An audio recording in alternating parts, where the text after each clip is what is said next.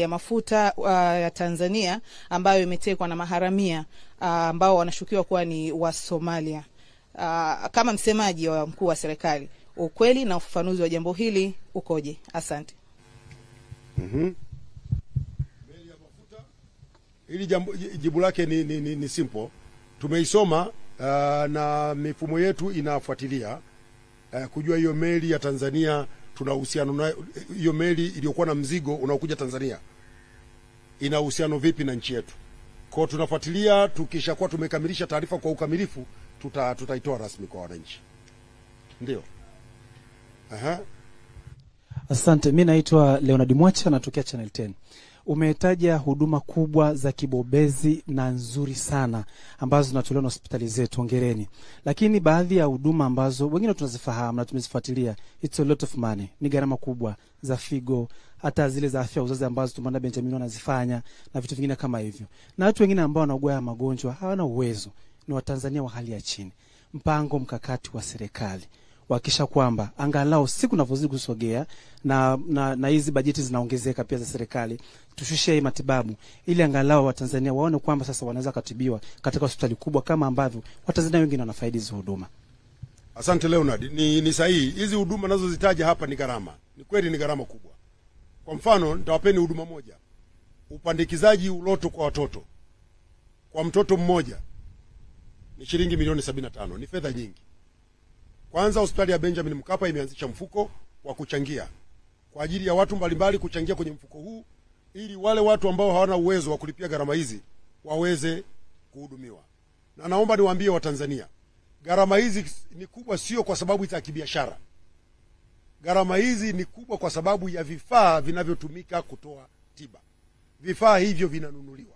Na nataka niwaambie, kwa mfano, katika upandikizaji uloto hakuna faida inayochukuliwa kwa ajili ya kupandikiza uloto kwa mtoto. Gharama hii yote ni gharama ya vifaa vinavyonunuliwa kutoka nje ya nchi. Sasa yako mambo yafuatayo. Cha kwanza, kwa hospitali ya Benjamin Mkapa kwa huduma hii imeanzisha mfuko huo kwa ajili ya watu kuchangia. Na watu mbalimbali wamechangia, niwapongeze sana, tunamshukuru sana Mheshimiwa Rais. Hospitali hii huduma hii imeshatolewa kwa watoto sasa hivi nadhani kwenye 30 au 32 mpaka sasa ambao wamepata huduma hii. Tunamshukuru sana Mheshimiwa Rais, alianza kuchangia watoto 20. Nimshukuru msanii wetu Diamond Platnumz, alikuja hapa akachangia na yeye. Nakushukuru sana Diamond. Manake mtu unapokuwa Mwenyezi Mungu amekujalia kipato, ni lazima ukumbuke kuna watu ambao unaweza kuwasaidia. Diamond amejitokeza. Tunao watu wengi ambao wanaweza kusaidia. Lakini jambo jingine kubwa na muhimu Leonard, kwenye eneo hili, serikali katika mpango wake imeanza mkakati wa kuroll out huduma ya bima ya afya kwa wote.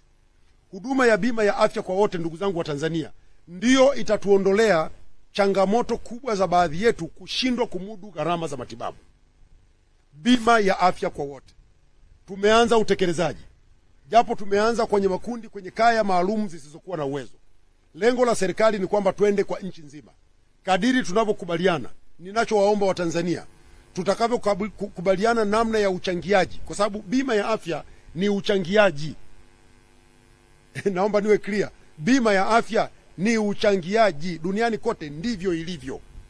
Tutakavyokubaliana, twendeni tujitokeze, tuchangie ili wenzetu wanaopata changamoto kubwa zenye gharama kubwa waweze kutibiwa kutokana na michango tutakayokuwa tunachangia.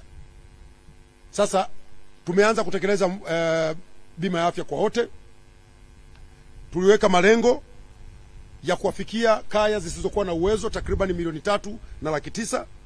Tumeshasajili zaidi ya kaya 936,000. Tumezitambua kwamba hizi ndio tutakazosajili, kwa sababu zile kaya tulizozibaini 3,900,000 baadhi yao tayari zimeshaondoka kwenye kundi hilo za kutokuwa na uwezo kutokana na afua mbalimbali ambazo serikali inatekeleza.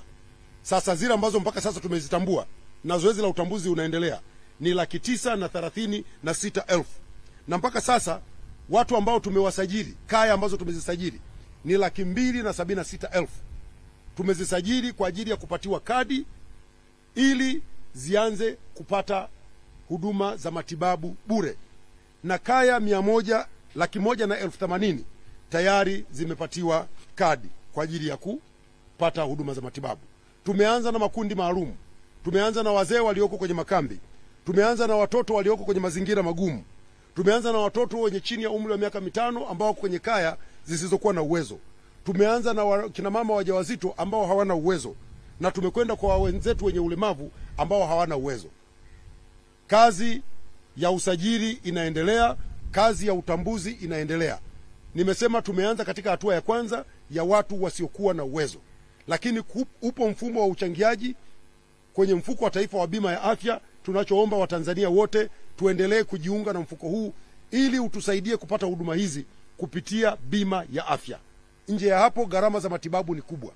Ni kweli ni kubwa, lakini nataka niwahakikishie Watanzania, hizi mnazoziona ni kubwa hapa Tanzania ambazo zinapatikana hapa leo, hii ya milioni 75 ukiifuata leo nje ya nchi utakwenda kutibiwa kwa zaidi ya shilingi milioni 150, 200. Ile ambayo hapo taambiwa na daktari milioni 60 utakwenda kuikuta nje ya nchi milioni 200. Ile ambayo unatibiwa hapa kwa milioni 5 utakwenda kuikuta nje ya nchi kwa milioni 20.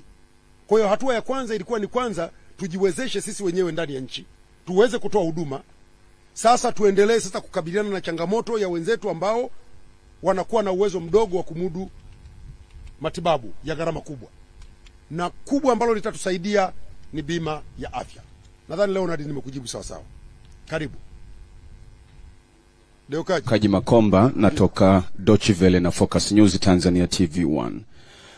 Msemaji, tunapopata nafasi hii pia ni vizuri tukapata ufafanuzi. Na mimi nina swali moja.